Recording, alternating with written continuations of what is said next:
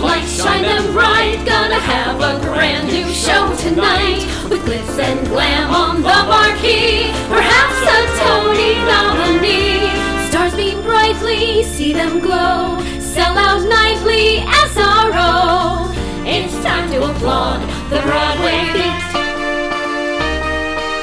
Stars beam brightly, see them glow, in the footlights of a show. Life is sweet on the world's most famous street. Tickets, please. Take a seat. Cue the band. And tap your feet to the rhythm of the Broadway Beat. The Broadway Beat. Broadway Beat. Hello, I'm Richard Ridge, and welcome to Broadway Beat, our weekly half-hour behind-the-scenes look at the very best of the New York theater on Broadway and beyond. Well, the theater season has officially wrapped, and that means it's Tony time. The 60th annual Antoinette Perry Tony Awards, which are given for outstanding excellence on Broadway, will be broadcast live from Radio City Music Hall on Sunday evening, June 11th, on CBS stations across the country from 8 to 11 p.m. Eastern Standard Time. This week we devote our entire program catching up with some of this year's nominees. The 2005-2006 nominations were recently announced by Tony winners Felicia Rashad, Natasha Richardson, and Liev Schreiber. I mean, you've been down this road before. Of course, you won for Phantom, but this was like this little jewel that no one knew what was going to happen with because you closed early. And now yesterday, Best Actress.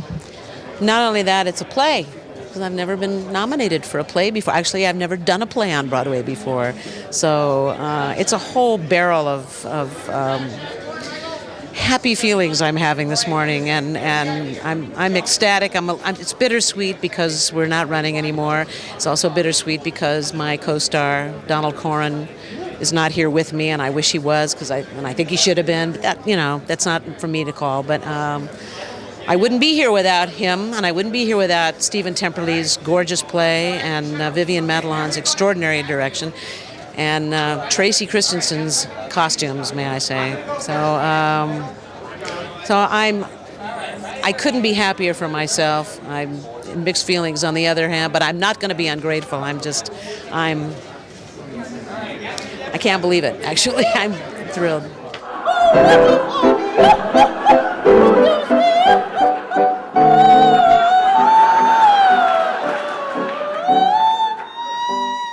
I'm not a big rehearsal guy, so yeah, it was different. I mean, you get there at 10 o'clock in the morning, and from 10 to 6, you rehearse, and that's not something I'm used to doing. But obviously, it's a necessary part of the process, and Kathleen was very accommodating and lenient with me. She was real cool. So that was probably the different thing. But actually, every night, I don't really do any preparation for the show. Night to night. There's not much of that. There once was a man who loved a woman. She was the one he slew the dragon for. They say that nobody ever loved as much as he, but me. I love you more. Last year I was so shocked and just so. So pleased, like a dream coming true. This year, I feel like I'm pinching how am I here? This is fantastic. I feel so fulfilled by the choice I made to come do this show, from the other. It was a difficult choice, and now I feel, thank God that I made this choice. I just feel so happy and pleased and grateful. It's fantastic, especially with a show that people didn't really have a lot of great expectations for. It's seen as a bit of an old chestnut, and so for us to come and, wake up yesterday morning and have 9 Tony nominations was insane, just insane. It's great. Look back, is it bittersweet now that it's closing? I know. I think it's, it's been such a special experience from very, very beginning to the end. And, Harry's only with us till June. We're hoping to move to another theater with most of our cast, although Harry can't move with us in the fall. So, we'll keep our fingers crossed for that. But I think it's been such a wonderful experience. You kind of don't, even if it doesn't go anywhere after June 17th, it won't change how special it's been. It's crazy. My husband's a wedding singer, so we were sort of waiting for that to make sure everything was kicking with that world. And, TV equals job. So, we were sort of waiting for that. And then my whole family was in town. The babe, we were already up because I have a bunch of kids. like 29 kids. And so we're sitting around with the kids, and then we don't get New York One because we moved to Jersey. So we had the little computer feed on, like, you know, like we're listening to like news of the war. And they literally said like the in my name, and my mother-in-law like screamed like she was being like, you know, chased with knives, and then just we all started screaming and sobbing and crying, and it was a chain reaction, and it was really wonderful because my whole family was there, and you know, they've helped us so much, and we've had no jobs and struggled and dropped some pennies in our wallets when we can't buy diapers because that's our life, you know, and it was just for like 10 seconds this like, oh gosh, you know, we're doing the right thing, it's great, you know, like all the struggle has been amazing, you know. I know a dark, secluded place, a place where no one knows your face, a glass of wine, a fast embrace. It's called Hernando's Hideaway. Ole! No one's gonna hurt you, no one's gonna dare. Others can desert you, not to worry, whistle, I'll be there. Demons will charm you with a smile for a while, but in time nothing can harm you, not while I'm around. I get to sing it to and with Patti LuPone, and I have to say that is, it's something I look forward to every night, and it's something that I cherish, and it's why like I haven't missed a show, and as long as I'm standing and walking, I will not miss a show, because I know how unique an experience it is to sing that song in that scene with an actress like her, and it's my great privilege to do that, and I will never lose sight of that. Excitement. You know, I mean, I'd played Mrs. Lovett. It seemed as though Mrs. Lovett was my role, because the New York Phil offered it, then the LA Phil offered it, and I couldn't do it with the LA Phil when they did it with Kelsey Grammer. I couldn't do that, and then it just seemed as though I should play Mrs. Lovett. You know what I mean? There were people that were saying you should do this role. It came as a surprise to me, but then when John offered this to me. You know, I'm an ensemble actor. I was happy to see this concept. I would rather work with a director that has a concept than work with a director who goes, I don't know, what do you think? I would much rather work with somebody that says, stand on your head and deliver that speech. At least I know, you know, where I stand, where the actor stands. And John is a phenomenal director, period. And I'm thrilled, still thrilled and excited. When I saw the costume sketch, when they told me what it was like, I went, this is incredible. This is innovative, and I knew it was innovative, and I was hoping that the community would find it innovative and accept it. I mean, I've been so blessed and privileged with the kinds of roles I've gotten to do, and they've been so far-ranging and so different, and every one of them challenging, and each one more challenging than the last, and to now have come to this point and to be taking on a role that was the first Broadway show I ever saw, and Len Cariou was the first Broadway leading man I ever you know, stood outside and waited for an autograph from. So to be coming around to that point now is almost beyond belief in a way, and then the way the show's been received, and this particular production too, that I'm so proud of and so honored to be standing toe-to-toe with Patti LuPone. You know, I mean, how much better does it get than that? Tell the tale of Sweeney Todd. Tell the tale of Sweeney Todd. He served a dog and a hungry god. He served a dog and a hungry god. To seek revenge may lead to hell, but everyone does it and seldom as well as Sweeney Todd. The demon robber of Fleet Street. In New York, it's been the audiences, because we traveled around the world. We know about this show. We know about audiences. And I remember saying to the guys, you know, group up, because when we get to New York, we're in big trouble, because the people in New York know about theater. And yeah. And then we arrived, And the first night was terrifying. Everybody had such a rush of adrenaline. They were so nervous, not because they didn't know anything or they were frightened of making a mistake. They were nervous because they wanted to do their best and they wanted the audience to like it, but you can't buy an audience's pleasure. You know, they like it or they don't like it. It's a hit, it stinks, that's down to the audience. There's nothing you can do about that. So we started, and thankfully they liked it. And they're just...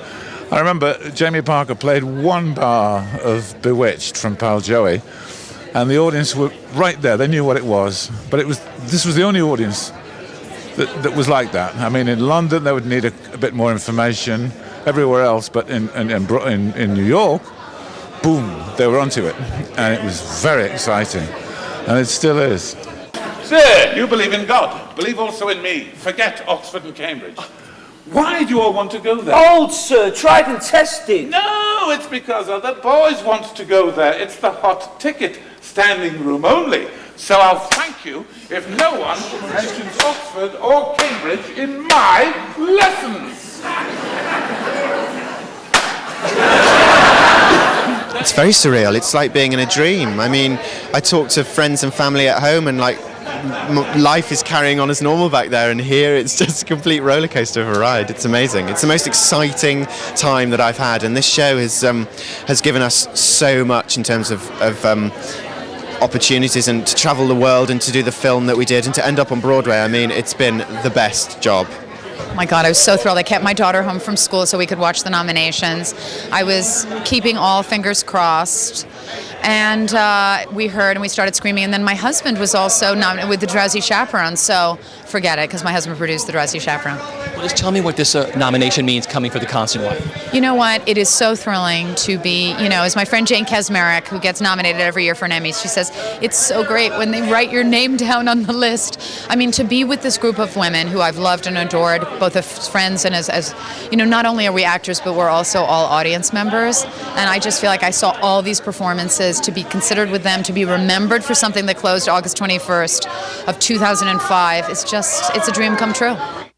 I feel sort of flabbergasted and overwhelmed, and as if I've only just got here, which is almost true, because we've only been here for just over 3 weeks, and we arrived, worked with Cherry Jones, wonderful, fortunate addition to our cast, and then opened to previews, had the first night, and as I was coming off stage, someone said, it's a hit. I said, you can't possibly know that, but they did, and it is, and here I am talking to you because I've been nominated for a Tony, so I don't quite believe it yet.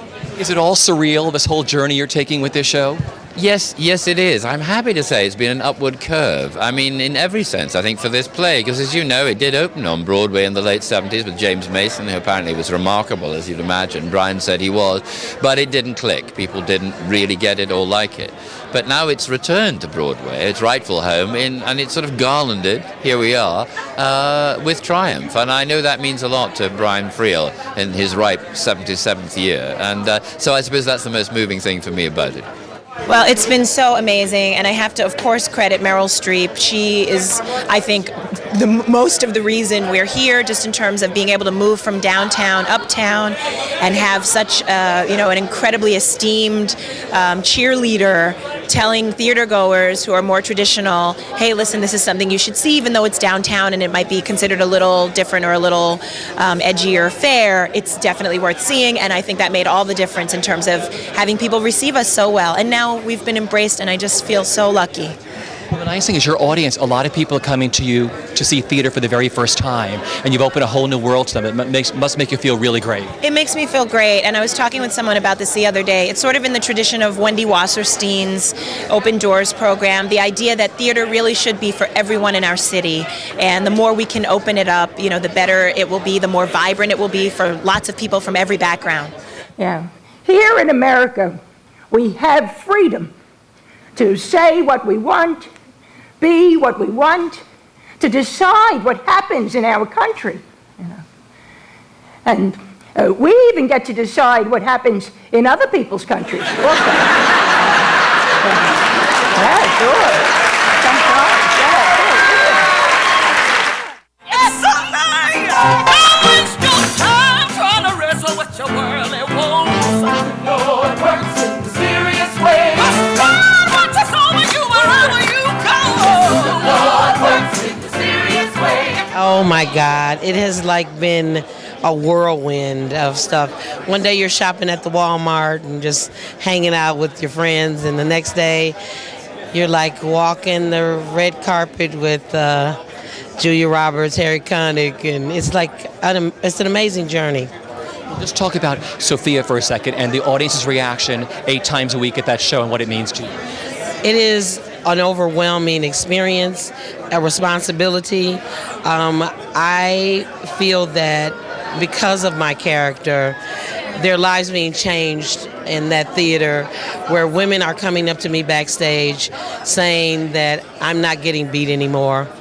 I've even had a young man come up to me and said, "You've made me see that women are not supposed to be hit, and I'm not going to hit my girlfriend or my wife." And so it has become a responsibility and a mission to try to change as many people's lives as I can. Many women who are not, their esteem is not enough, that has pulled them away from this journey where they have been abused. So now it's become a whole different thing for me to make sure that somebody can come out of that night with a different perspective on how to live their life. Oh my goodness, the journey has been like, it's confirming. I feel like God is just saying, it's your time. Here you go, do your thing. You've been preparing, you've been prepping, you've been, getting yourself geared up for this, and you're ready. And so I embrace it with just open arms. It's pretty amazing to experience that reaction every night. I am, as much as I've been doing it and how consistently it's been, standing O's, ovations, crying, laughing every night. It is still the most inspiring and amazing experience when I'm down on that passerelle taking my bow. I've never had that sort of reception from an audience on Broadway, and it's very exciting. But most of all, I'm thankful for loving who I really am.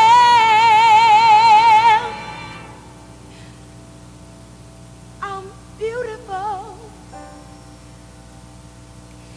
Yes, I'm beautiful.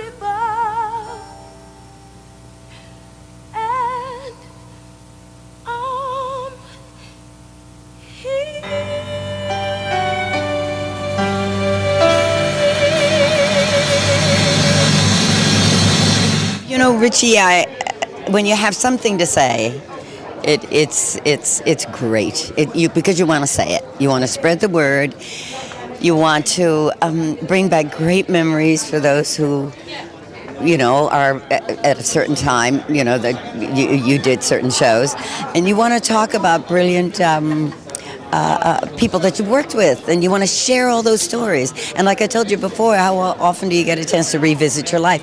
I always knew my life was great, but I didn't know it was exciting as it really was until we started to really write, put it together. So to go around the country, the last time was Spider-Woman. It was a blast. I'm not going to be out there for 5 years. Hello. I'm going to be out there for a really nice amount of time and go to all the cities are good, but go to the big cities, and my kids will be with me. The kids that were in the show, they're fabulous, and I want them with me. So we'll all go out and spread the word. And over the years, these women set me free to stand on a stage and simply show you me. With lines on my face, pins in my knees, ready to dance some more. Heart goddess and mom and evil and queen, caught purple and pink and evergreen. A woman the world has never seen.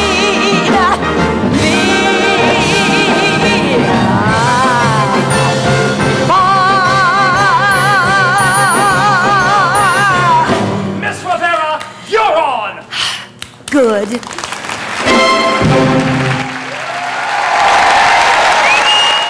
Walk like a man, fast as I can. Walk like a man from you. I'll tell the world, forget about it, girl. Walk like a man from you. Jersey Boys, I think, appeals to people on all kinds of levels, and it has what Polonius refers to in that comedic speech as the common touch. I think it reaches different people for different reasons. A lot of people, of course, are enamored with the songs, but it's a story really about sacrifice, and it's really quite a story that involves a lot of pain and a certain amount of tragedy. And I think people are stunned to find that that's the story behind those songs, and they go on this emotional roller coaster ride that they're by and large not prepared for. They expect the hit songs, but it's the combination of that emotional ride and those amazing songs that really makes people leap to their feet. And as you know, they leap to their feet often in the middle of the act. I've never had that happen before, and I probably will never have it happen again. The thing about this role is that I'm playing a real person, and everyone knows what he looks like, and everyone knows what he sounded like, and many know what he acted like. So it's a very specific role, and in certain ways, a lot of things that are intrinsic to me as a person fit. So I think that when we play our breakout roles, or when an actor has a breakout performance, it's usually in a role that seems that they might have been born for, and I think this is the closest I've come so far in my early career to landing a role like that. And if it's quite alright, I need you, baby, to warm the lonely night. I love you, baby. Trust in me when I say, oh, when it's your wedding day and my music starts to play, I can guarantee that love will find you. Yeah, when it's your wedding day, all the problems if you count on me, 'cause love is what I do. It happened. I think it's a fluke. I'm waiting for somebody to tell me that it was all a big mistake and my certificate should say Stephen Sondheim or something. But it feels great. It's really unbelievable, and I know it's a cliche, but it's an honor to be here and be part of this whole Tony legacy. And just talk about life over the theater and the audience's reaction to your show 8 times a week. We have the most enthusiastic audiences. We have kids who have come 15 times to the show already. I don't even know if we've done 15 performances, and yet somehow they've been there 15 times. They wear the t-shirts, they sing the songs. We have our second day of previews. I heard kids in the front row singing the opening number with us. How they heard the song, they must have bootlegged it, I think, because, how they memorized the lyrics that quickly, I have no idea. So we're very enthusiastic crowds, and they seem to be really enjoying the show. And it's a pleasure to do shows for people like that. I don't want to be cute no more. Make the gentleman hoot no more. Hey, Ravy! I don't want to wear fruit no more. I don't want to show off.